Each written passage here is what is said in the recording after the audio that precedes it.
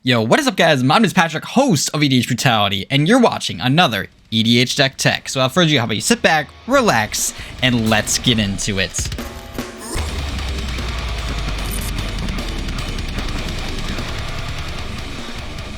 Welcome back folks, welcome back to the channel, thank you for dropping by and your ongoing support. As always, the full deck list will be provided down in the description below, as well as timestamps throughout today's video. But we've got quite the list coming your way, so without further ado, let's just jump right into today's commander. Making his debut in June of 1995, Lord of Tresserhorn is a 10-4 legendary zombie creature for 1 colorless, blue, black, and red mana that reads: when Lord of Tresserhorn comes into play, pay 2 life and sacrifice 2 creatures, and target opponent draws 2 cards.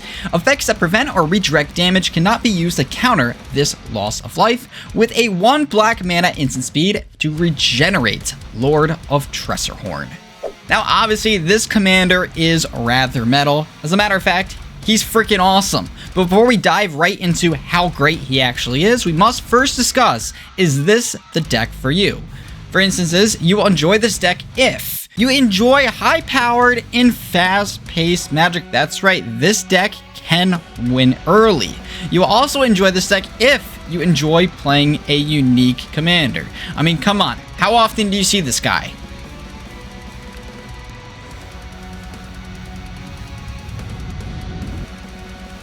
I've never seen him, ever. And lastly, you will have fun with this brew if you enjoy blowing out your opponent. Not literally, get your head out of the gutter, what the? You guys are disgusting. Speaking of disgust, you will dislike this deck immensely if you don't like bringing any attention to your side of the table. That's right, turns out a 4 mana 10-4 legendary creature isn't the best for laying under the radar. Not to mention, if you're that player that's super into looping combos or just hate avoiding the combat step, I'm sorry, this deck is not for you. Because that's where it thrives, the combat step. I mean, we've got a 10 powered creature for 4 mana. How can we not go to combat with this thing? He's literally holding a freaking axe. You know what else an axe is used for? Bloodshed. And that's what we're going to be doing to our enemies. Freaking awesome. With out of the way, we can finally jump right into the premise of today's deck tech. While doing my initial research, however, I did find out that many brewers online do go one of 2 ways with this commander. The first of which is including many creatures that either have sacrifice abilities or death triggers. Obviously, with our commander having to sacrifice 2 creatures when he enters the battlefield, that is a way to play this deck. Another method that people build online are going straight zombie tribal, since it is a zombie themed commander. However, I am thankful to say we chose none of those 2 choices. That's right, we're going straight and simple here. We are just trying to make our commander as big as we possibly can, maybe making him unblockable, and swing out and kill each one of our opponents with commander damage. As a matter of fact, some interactions will allow us to do this to the entire table simultaneously. But in order to do this, we have to first turn off that sacrificial ability that our commander has on entering the battlefield. After all, what is a jank commander if we can't abuse him? And to do this, we must shut down that enter the battlefield ability from our commander, Lord of Tresserhorn. That ability being, once again, paying 2 life, sacrificing 2 creatures, and letting an opponent draw 2 cards. Quite the downside, but if we do play an instant speed spell such as Stifle in our deck for 1 blue mana, it simply states counter target activated or triggered ability. Of course, for further redundancy, we do have Tail's End as well as Trickbind, both stating the same exact things. However, one does have Split Second, which is rather nice. For a similar effect, we could also play Dress Down, a 2 mana enchantment that reads: Flash, when Dress Down enters the battlefield, draw a card, and creatures lose all abilities. At the beginning of end step, sacrifice Dress Down. This is once again a great way to shut down our commander's enter the battlefield ability if we cast it in response to him hitting the field. Of course, you will have to be careful here because not only will it stop his enter the battlefield ability, but it will turn everyone's creatures on board into vanilla creatures until end of turn. So what do you got? Make sure you use them before you use this specific card. But nonetheless, a great tool in our arsenal, especially if someone's swinging out or they have a very scary interaction board and we just want to turn all their creatures into something vanilla during their turn. However, if we are looking for a more permanent solution to that enter the battlefield triggered ability as an issue, we do have artifacts in our deck that can handle it. The first of which being Sundial of the Infinite for 2 colorless mana. This artifact spell reads, pay 1 colorless and tap Sundial of the Infinite to end the turn. Activate this ability only during your turn. Well, if this is paired with a Torpor Orb for 2 colorless mana that states, creatures entering the battlefield don't cause abilities to trigger, we should be okay. Just be wary on using that Sundial of the Infinite whenever you end the turn, because you won't be able to cast any spells after that. Your turn is over. Fuck! Good boy. But it is something nice to have in the deck, especially with the synergies we will discuss later on. But what exactly happens if we can't shut down that enter the battlefield ability? We can't just sacrifice our commander. Well, we can, but it's not recommended. So to combat this, we do have sacrifice fodder, or in other words, creatures that want to be sacrificed and put into the graveyard by enter the battlefield ability. The first of which being Wonder, a 3 colors and 1 blue mana 2/2 flying incarnation creature that reads, as long as Wonder is in your graveyard and you control an island, creatures you control have flying, which is a fantastic evasion ability that we can give to our Lord of Tresserhorn. Well, if we also want to sack a Filth, we get the same exact thing, but instead of flying, we get Swamp Walk here. And of course, after displaying these two, I bet you can guess the third and final incarnation creature. That's right, we've got Anger in the deck. A 3 colors and 1 red mana 2/2 hasty incarnation creature that reads, as long as Anger is in your graveyard and you control a mountain, creatures you control have haste. So just imagine this, you're able to sack those creatures or get them in your graveyard somehow. Not only will you have a 10/4 on board, but that said 10/4 with the regeneration will also have Swamp Walk, haste, and flying. These are even easier to get in that graveyard of ours when paired with a card known as Buried Alive, a 2 colors and 1 black mana sorcery speed spell that reads, search your library for up to 3 creature cards and put them into your graveyard, then shuffle your library. So if we're able to do this for just 3 mana and then on turn 4 or 5 we send out that Lord of Tresserhorn, we're going to be looking good. Now obviously if we put all the good creatures in the graveyard here, what are we going to sack for our Lord's Enter the Battlefield ability, assuming that is still online and we've encountered it? Well, moving back to the sacrificial fodder, we do have Squee Goblin Nabob. He is a 1/1, 2 colors and 1 red mana goblin that reads, at the beginning of your upkeep, if Squee Goblin Nabob is in your graveyard, you return Squee to your hand. And this will allow recursion in the fact that if our commander is ever removed, we'll still have that creature that we can send back out later on that we are easily able to sacrifice as well as get back throughout the game. Speaking of boomeranging our creatures, we also have Squee the Immortal, which is a very similar effect to Squee Goblin Nabob, although this time instead of returning to our hand, we can cast them from our graveyard or from exile. Even if we want to cast from graveyards and we want more than Squee, well, Reassembling Skeleton has entered the chat for 1 colors and 1 black mana. This skeleton creature reads, pay 1 colors and 1 black mana to return Reassembling Skeleton from your graveyard to the battlefield tapped.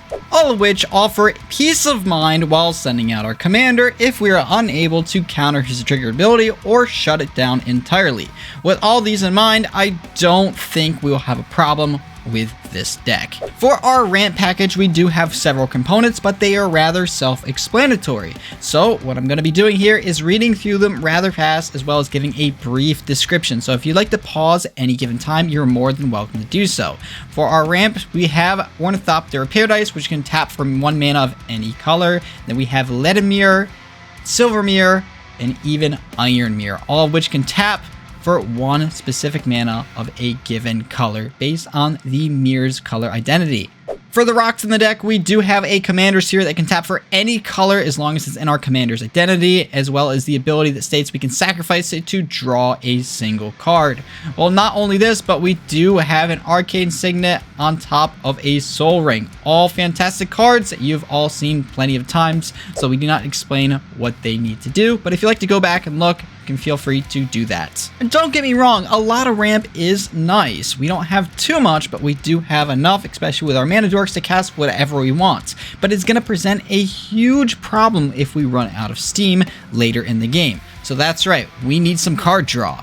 First up, we have Night's Whisper for 1 colors and 1 black mana. This sorcery speed spell reads, you draw 2 cards and you lose 2 life. Well, for a similar effect, we also have Read the Bones for 2 colors and 1 black mana, another sorcery seed spell that says scry 2, then draw 2, and then lose 2. But what if we feel more inclined for something consistent?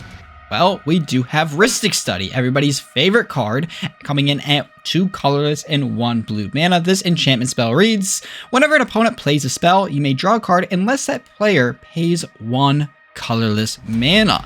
And this is an absolute powerhouse of a card. Everybody knows it. If you're not running it, what are you doing? Nothing. Me? And if we want another permanent solution to card draw, we also are equipped with Phyrexian Arena for 1 colors and 2 black mana, another enchantment spell that reads, at the beginning of your upkeep, you draw a card and lose 1 life. But we can't have all of this heat when it comes to card draw without some friendly effects.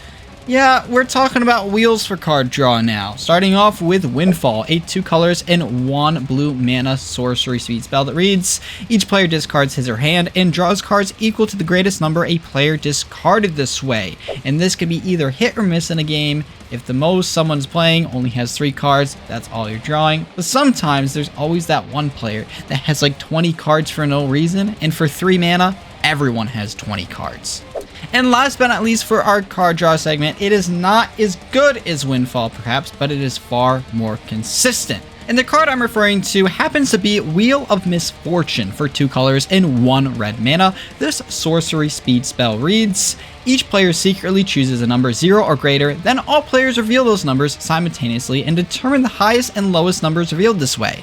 Wheel of Misfortune deals damage equal to the highest number to each player who chose that number, and each player who didn't choose the lowest number discards their hand and then draws 7 cards. Oh, I was running out of breath there, I'm gonna be honest. Alright, Wizards, are we playing a game or are we reading a book? Let me ask you, what is a Voltron deck with all of these cards if there's no equipment? So, starting things off, we do have Fiend Lash for 1 colors and 1 red mana. This artifact equipment spell reads, equipped creature gets +2/+0 and has reach. Whenever an equipped creature is dealt damage, it deals damage equal to its power to target player or planeswalker with an equip cost of 2 colors and 1 red mana. And this is quite possibly my favorite equipment in the deck, because not only does it give our commander reach, allowing us to open up options for blocking, but if our commander is dealt damage at any point in time, we can point all 12 of that damage at a single target opponent. And as a matter of fact, our commander will be doing it specifically. And that applies for both blocking or someone blocking our commander. Just damage in general. If it gets damage, we're gonna ping them for at least 12 or more. That's why he's the MVP! That's why he's the GOAT! For harder strikes, the deck is equipped with a Fire Shrieker, a 3 colors artifact equipment spell that reads, equipped creature has double strike with an equip cost of 2 colorless mana, as well as a 2-handed battle axe, which not only is a power unit, but also is quite flavorful given the fact that our commander is holding a giant axe. Now, 2-handed battle axe is a really interesting equipment for 2 colors and 1 red mana that reads, whenever equipped creature attacks, double its power until end of turn with an equip cost of 1 colors and 1 red mana. And we can also activate an ability once this 2-handed battle axe is equipped. For 1 colors and 1 red mana, we can kick it into overdrive and have target creature you control to gain double strike. until end of turn. So essentially with these two cards, at the very least, you're getting double strike on your commander, pressuring your opponents with 20 commander damage by a single hit, assuming he's left unchecked. But thanks to that two-handed battle axe, well, instead of presenting 20 damage, we are gonna... You have a potential for 40 damage in one swing. Jesus Christ. And if you want to make sure all that damage connects, just play a Tenza Godo's Maul. For 3 colors mana, this artifact equipment reads, equipped creature gets +1/+1. As long as it's legendary, it gets an additional +2/+2. And as long as it's red, it has trample.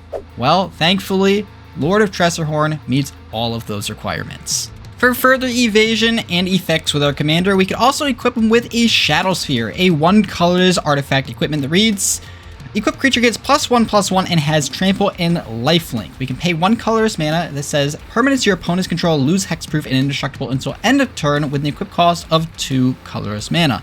This is also a great way to stay alive on top of the trample effects. And finally, our last equipment for our Lord of Tresserhorn Voltron strategy happens to be a Mask of Griselbrand for 1 colors and 2 black mana. This legendary artifact equipment reads, equipped creature has flying and lifelink. Whenever equipped creature dies, you may pay X life where X is power. If you do, draw X cards with the equip cost of 3. And what's great about this is not only does it add the flying evasive ability as well as the lifelink, but our commander being a 10/10 to start out with, well, if he happens to die, we're drawing at least that many cards. And theoretically, this life payment would be free since we'd be gaining it anyways thanks to the mask giving our commander lifelink in the process. Now, once our commander is huge from our various amounts of Voltron equipment, it's time to capitalize on that and punish our opponents with extra combat steps. Starting off, we have cards like World at War. For 3 colors and 2 red mana, this sorcery speed spell reads, after the first post-combat main phase this turn, there's an additional combat phase, followed by an additional main phase. At the beginning of that combat, untap all creatures that attacked this turn. It also has Rebound, which says, if you cast this spell from your hand, exile it as it resolves. At the beginning of your next upkeep, you may cast this card from exile without paying its mana cost. Next up, we also have Seize the Day for 3 colors and 1 red mana, also a sorcery speed spell that reads, untap target creature. After this phase, there's an additional combat phase, followed by an additional main phase with flashback, 2 colors, and 1 red. Once again, a repeatable extra combat effect. And speaking of repeatable extra combats, let's talk about repeatable extra combats that are permanent. That's right, we do have Aggravated Assault in here, quite possibly the most expensive card in this deck. Aggravated Assault is a 2 colors and 1 red mana enchantment spell that reads, pay 3 colors and 2 red mana to untap all creatures you control. After this phase, there is an additional combat phase followed by an additional main phase. Play this ability only anytime that you could play a sorcery. And my favorite part about this is late game, if you have the mana, you can use this multiple times per turn. But let me ask you, what if you want a bit more risk? Well, we do have that for you, starting with Final Fortune. For 2 red mana, this instant speed spell reads, take another turn after this one, you lose the game at the end of that turn, which also means you'll be going to combat again, as well as drawing another card for turn and untapping all of your lands. We do also happen to have a Last Chance in the deck. It's the same exact card as Final Fortune, so we'll get the same exact effect. The only difference there is it is at sorcery speed instead of instant speed.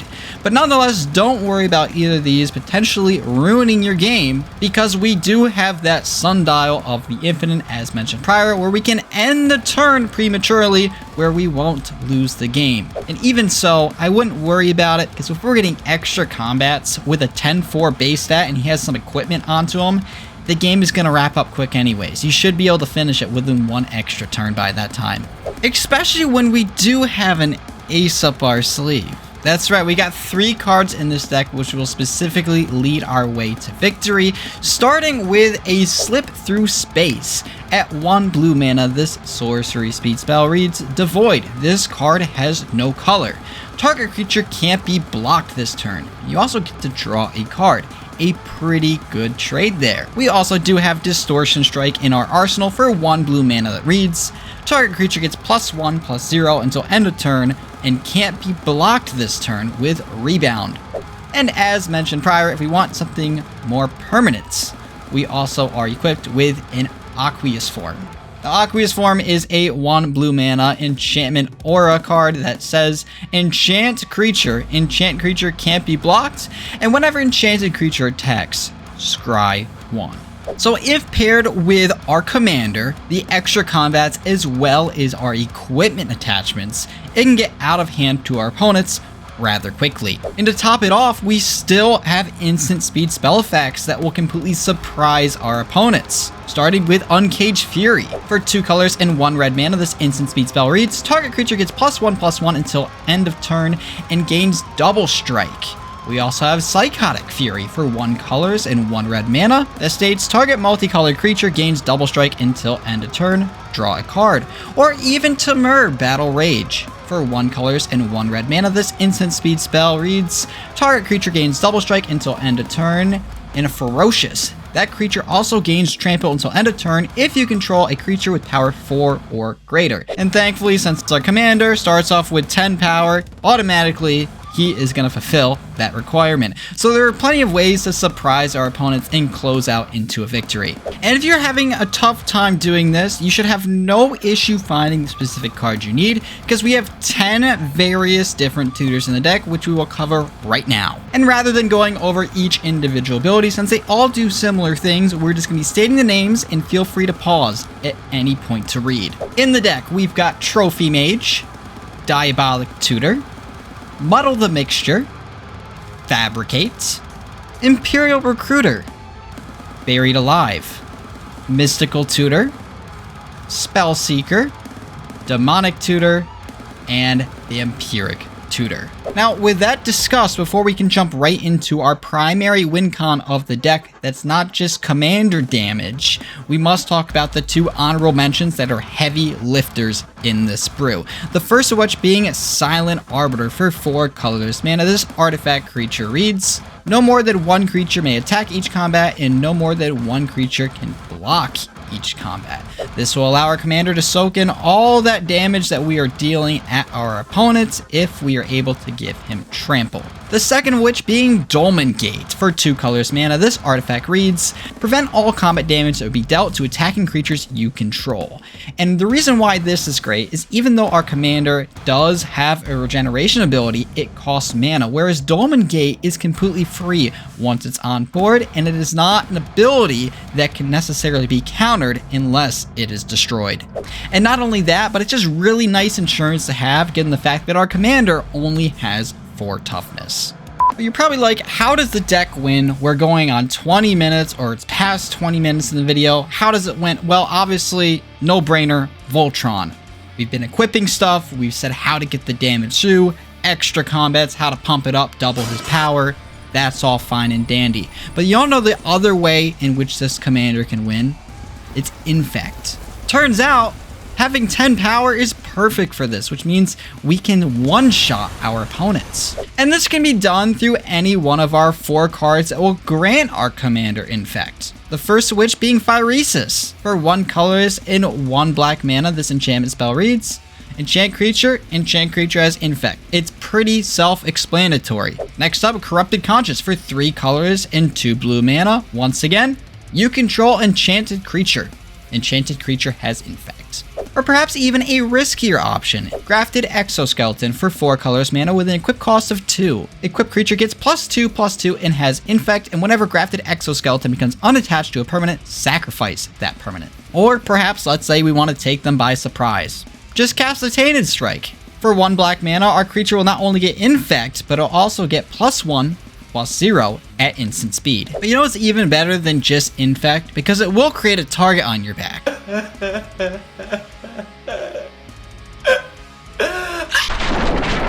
Well, what's better than it is blowing out the entire table with Infect. Perhaps we want to use Chandra's Ignition. For 3 colors and 2 red mana at sorcery speed. It says, target creature you control deals damage equal to its power to each other creature and each opponent. And if your commander happens to have Infect, that's game. Or we could even send out Ketis, Emberclaw Familiar for 1 colors and 1 red mana.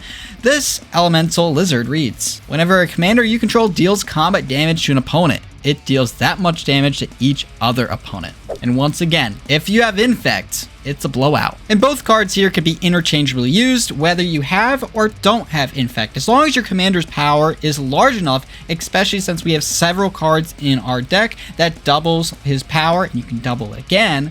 Well, you can just deal direct damage to kill him without the Infect. But I like the idea of Infect because it just takes less work. And with that, we will conclude today's video. I know it was a bit longer, but I really like this commander. Lord of the Tresserhorn is pure metal, and it's a perfect fit for the EDH Brutality YouTube channel. As always, the full deck list that was provided in today's video will be down in the description below. If you'd like to see future deck techs just like this one, make sure to leave a comment down below.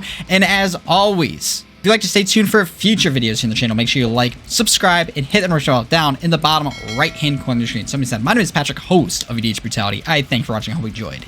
And I'll see you in the next video. Peace out, guys.